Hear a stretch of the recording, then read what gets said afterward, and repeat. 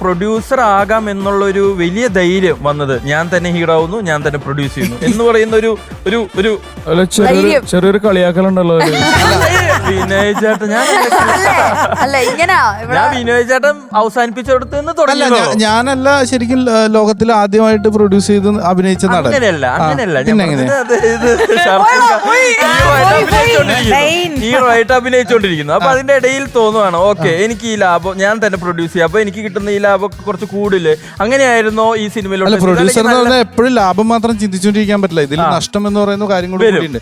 പക്ഷെ ഈ സിനിമ ഞാൻ പ്രൊഡ്യൂസ് ചെയ്യാൻ തയ്യാറാവുന്നതിന് കൃത്യമായ ഒരു കഥ ഉണ്ടെന്ന് വെച്ച് കഴിഞ്ഞാൽ ഈ സിനിമ ഒരു ദിവസം ഓൺ ആവുകയും ഈ സിനിമയ്ക്ക് വേണ്ടി കുറെ ക്രൂ എല്ലാവരും വന്ന് കുറെ നാളായിട്ട് താമസിച്ച് കുറെ പേര് ഇതിന്റെ പുറകെ നിൽക്കുവാണ്. അപ്പൊ ഞാനാണ് ഈ സിനിമ ഇത് ചെയ്യുന്നത്, ലീഡ് ക്യാരക്ടർ ചെയ്യുന്നത് ഞാനാണ്. അപ്പൊ അങ്ങനെ ഒരു ഇതില് ഞാൻ തന്നെയാണ് ഈ സിനിമനെ ഒന്ന് ഡിസൈൻ ചെയ്ത് ഇങ്ങനെ കൊണ്ടുവരുന്നത്. അപ്പം ഞാൻ ഇതിന്റെ ഒരു കോ പ്രൊഡക്ഷൻ, അപ്പൊ ഞാൻ ഇത് മൊത്തത്തിൽ ഇത് ചെയ്യുന്നല്ല, ഒരു മെയിൻ പ്രൊഡ്യൂസർ വരുന്ന രീതിയിൽ തന്നെ പ്ലാൻ ചെയ്തിട്ട് ആ സിനിമ അനൗൺസ് ചെയ്യുന്നതിന് വേണ്ടി ഇന്ന് വൈകുന്നേരം ആണെങ്കിൽ ഇന്ന് വൈകുന്നേരം അനൗൺസ് ചെയ്യാൻ വേണ്ടി അപ്പം ഞാൻ മമ്മൂക്കാനെയൊക്കെ കാണാൻ പോയി.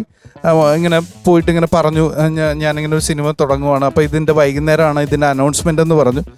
ഞാനങ്ങനെ തിരിച്ച് നമ്മുടെ വൈറ്റില ഫ്ലൈ ഓവർ എത്തിയപ്പോൾ ഈ പറഞ്ഞ പോലെ ഈ പ്രൊഡ്യൂസർ വിളിച്ചിട്ട് പെട്ടെന്ന് പറഞ്ഞു ഒരു ഡിമാൻഡ് വെച്ചു.